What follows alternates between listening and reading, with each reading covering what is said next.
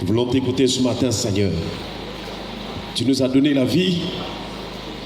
Pourquoi ne pas être à l'écoute de Dieu? Ta parole, c'est notre chemin. C'est ta parole qui nous dirige, qui nous conduit, Seigneur. C'est une lampe à nos pieds, elle est une lampe à nos pieds, une lumière sur nos sentiers. Gloire et louange à toi de notre Père, au nom de Jésus. Amen. Amen. Amen. Nous sommes en train de voir l'orgueil, ses conséquences, ses significations et aussi ses conséquences. Nous insistons sur l'orgueil parce que l'orgueil c'est un péché aussi qui vient de notre cœur. Or la Bible déclare, garde ton cœur plus que toute autre chose. Car de lui vient les sources de la vie. Est-ce qu'on peut acclamer le Seigneur? S'il y a un élément dans ton cœur, hier nous l'avons expliqué, auquel tu dois prêter beaucoup attention, c'est ton cœur. Frères et sœurs, l'orgueil, nous avons vu que conduit à l'abattement. Et aussi, de par l'abattement, l'orgueil suscite aussi la jalousie. Et présentement, nous sommes en train de voir aussi les effets de la jalousie. Nous en sommes arrivés donc à la vie de Paul. Dieu avait changé le cœur de Paul. Paul aussi était d'abord un orgueilleux. Il se fiait aux traditions.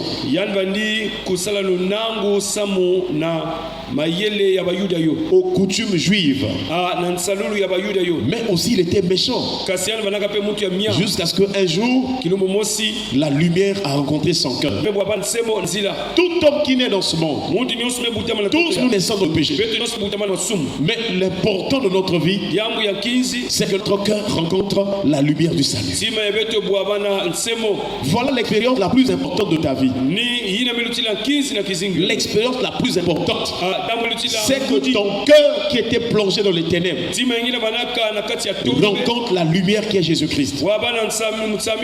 Et le prophète Ésaïe nous rappelle à plusieurs reprises en disant que le peuple qui était dans le ténèbre voit une grande lumière. Ici, il ne s'agit pas seulement des ténèbres qui couvrent la terre, mais il s'agit aussi du cœur de l'homme, de l'esprit de l'homme qui était plongé dans les ténèbres ou l'obscurité. Et cette obscurité-là vient des croyances païennes. Un jour, Dieu a dit à Israël, lorsque tu seras entré dans le pays que l'Éternel ton Dieu te donne la possession, tu n'apprendras point à imiter les abominations de ces nations-là. Et Dieu en cite quelques abominations. Qu'on ne trouve chez toi personne qui fasse passer son fils ou sa fille par le feu. Personne qui exerce le métier de devin, d'astrologue, de magicien, d'augure, personne qui dise la bonne aventure, personne qui évoque les esprits, qui interroge les morts. Voilà les pratiques abominables des nations. Et ces choses-là existent jusqu'à présent. Il y a des gens qui sont des devins. Ils voient des choses. Ils donnent des programmes. Mais la source de leur don là, le faux don là, ce sont des démons. Voilà pourquoi il faut faire attention. Ne consacre pas ton cœur à aller consulter des féticheurs, des marabouts. C'est un piège. C'est une abomination. Car dans ces milieux-là, il y a l'obscurité des ténèbres. Lorsqu'une personne croit à toutes ces pratiques, les démons viendront obscurcir son esprit et il sera plongé dans les ténèbres. Donc voilà pourquoi il faut faire extrêmement attention. Nous devons croire en une seule personne, Jésus-Christ de Nazareth. Il est sorti du sein du Père. Il est venu sur la terre Dans Hébreux chapitre 10, la Bible déclare Christ entrant dans le monde. Excusez-moi. Christ entrant dans le monde. Il a dit au Père, tu n'as voulu ni sacrifice, ni holocauste, ni offrande, mais tu m'as formé un corps. Et dans le rouleau du livre, il est question de moi. Est-ce qu'on peut acclamer le Seigneur? Donc la Bible montre qu'avant que Jésus ne porte un corps, avant qu'il vienne comme un homme sur la terre, il existait sous la forme de Dieu, dans la même forme que Dieu à l'intérieur au sein du Père. C'est pourquoi Paul a dit aux Philippiens, ayez en vous les sentiments qui étaient en Jésus-Christ, existant en forme de Dieu. Il n'a point regardé son égalité avec Dieu comme une proie arrachée, mais il s'est humilié lui-même. Il est devenu semblable aux hommes et il a apparu comme un vrai homme. Voilà la vie de Jésus. Il y a deux choses. Il y a la divinité, il y a l'humanité. Voilà pourquoi il est venu nous sauver. Parce que dans notre vie charnelle, dans notre vie humaine, il y a le péché qui est là. Et le péché condamne.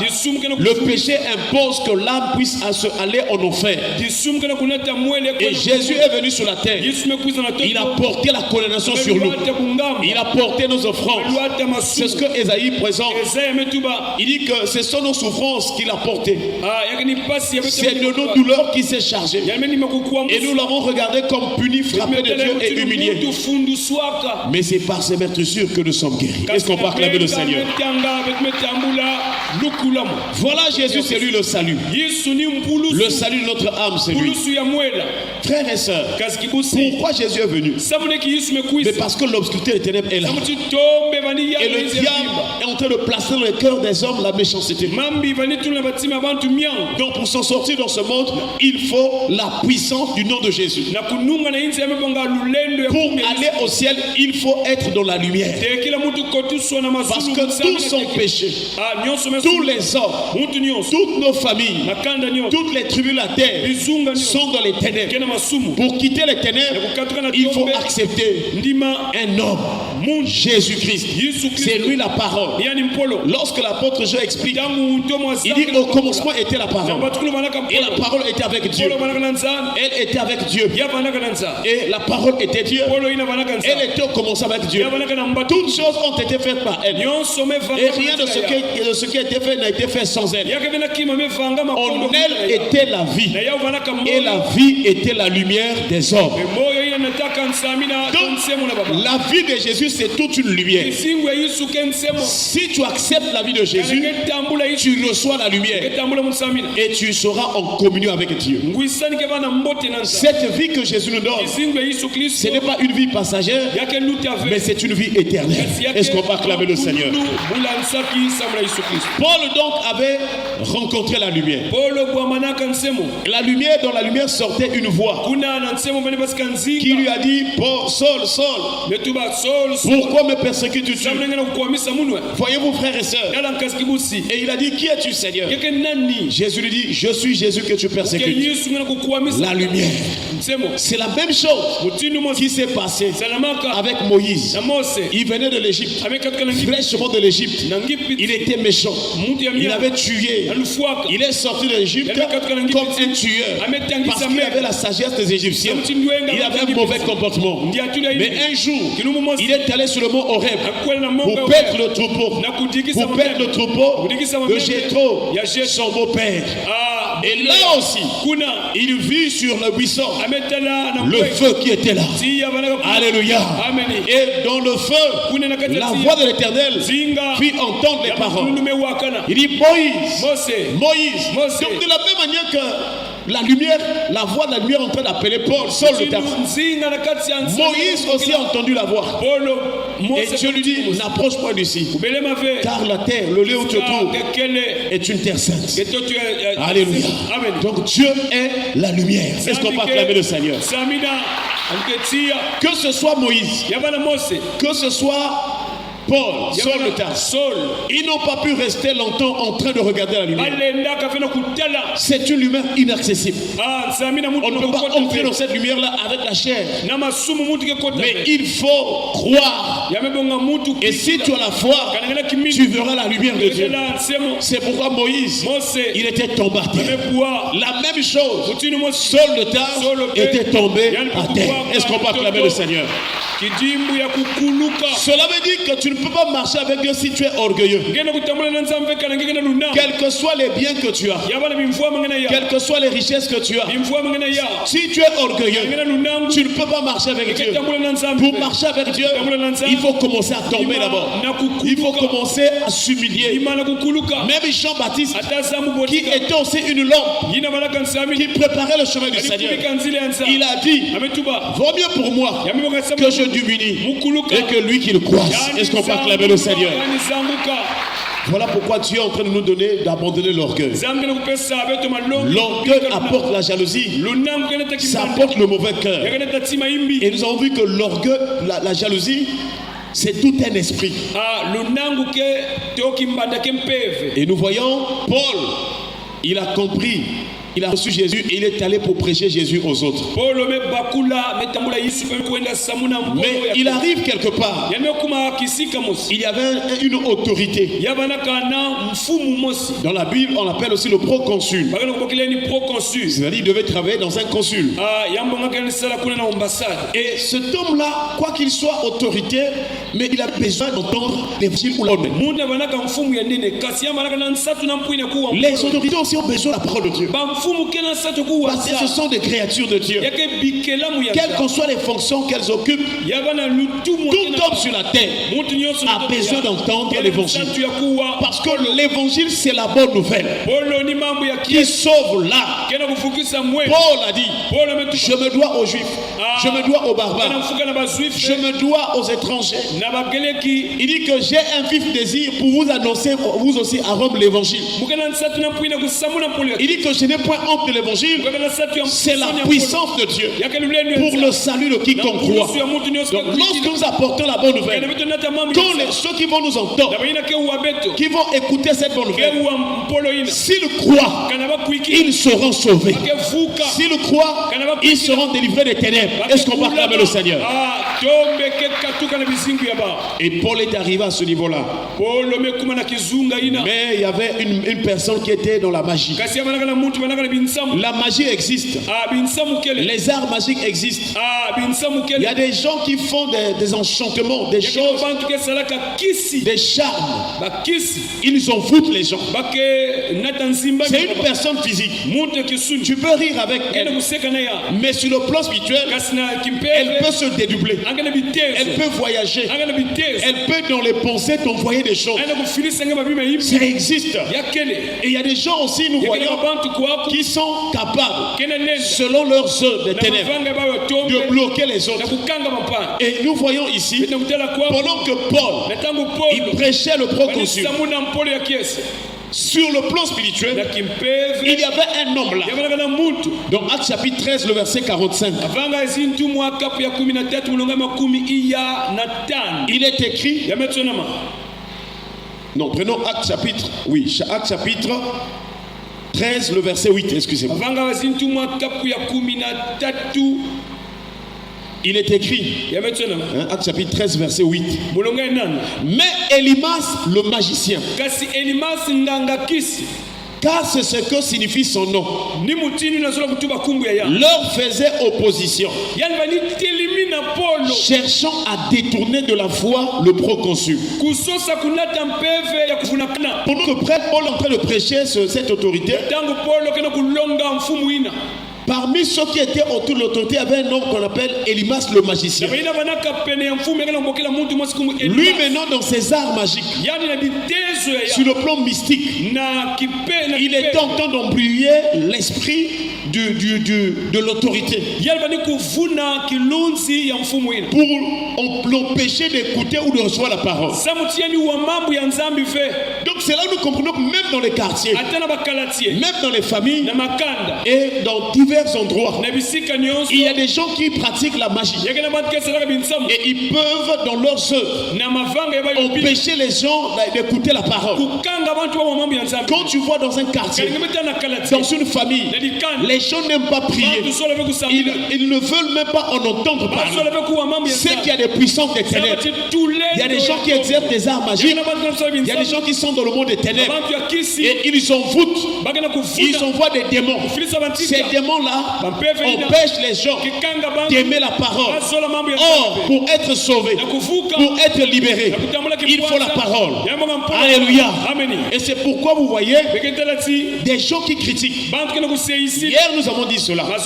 Si tu entends quelqu'un critiquer l'église, critiquer la parole, c'est une personne qui a animé des mauvaises. Alléluia. Parce que dans ce monde-là, tu ne peux pas t'en sortir sans la parole de Dieu. La parole de Dieu est un remède. C'est la parole de Dieu qui guérit. C'est la parole de Dieu qui chasse les démons. C'est la parole de Dieu qui brise les chaînes. Dieu a fait toutes choses par sa parole. Une personne qui s'élève contre l'église pour la parole, c'est une personne qui est dans le monde des ténèbres. Frères et sœurs, Elimas le magicien, il est 30 ans envoûté. Mais il avait fait une erreur. Car la personne qui prêchait, l'apôtre Paul, il avait les dons spirituels. Est-ce qu'on peut acclamer le Seigneur? Alléluia. Et parmi les dons spirituels, il y a les dons de révélation qui permet de voir ce qui se passe dans le spirituel, qui permet d'entendre, de comprendre les œuvres du diable. Et Paul, Dieu lui a ouvert les yeux. Il a vu ce que le magicien était en train de faire. Mais ceux qui étaient là, même lui-même, la personne qui était envoûtée, ne savait pas. Quand tu entends les gens faire des débats, oh non, ça faut pas. C'est parfois des envoûtements. Et Paul a dit que toi, tu es fils du malin. Tu es dans les ténèbres. Et ce que tu fais là, ce n'est pas une œuvre de Dieu. C'est une œuvre des ténèbres. Lorsqu'une personne s'oppose à l'église de Jésus, à la parole de Dieu, lorsqu'une personne ne veut pas que les autres prient, lorsqu'une personne dérange ceux qui prient, c'est une œuvre des ténèbres. Alléluia. Et c'est là où Paul a dit, tu ne verras plus pour un temps. Alléluia. Paul a fait la prière et ce magicien-là était frappé d'aveuglement. Et la Bible déclare qu'en plusieurs virent cela, ils crurent. Donc les gens se sont convertis lorsque le magicien était frappé d'aveuglement. Est-ce qu'on va acclamer le Seigneur? Voilà pourquoi les enfants de Dieu, les églises dans le quartier doivent prier pour détruire les œuvres du diable. Ce sont les œuvres du diable qui empêchent les enfants d'évoluer. Nous voyons aujourd'hui la prostitution. Les enfants abandonnent les études. Et les gens sont dans les boissons. Ils sont en train de détruire leur vie. Ils sont en train de se livrer entre les mains du diable et des démons. Pourquoi?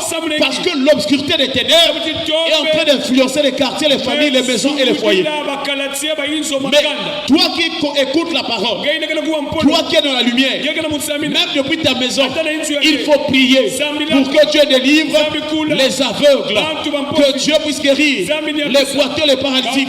Car sur le plan spirituel, beaucoup sont aveugles, beaucoup sont paralytiques, beaucoup sont dans la lèpre, beaucoup sont morts. Il faut la résurrection dans les quartiers, dans les villes, dans les nations.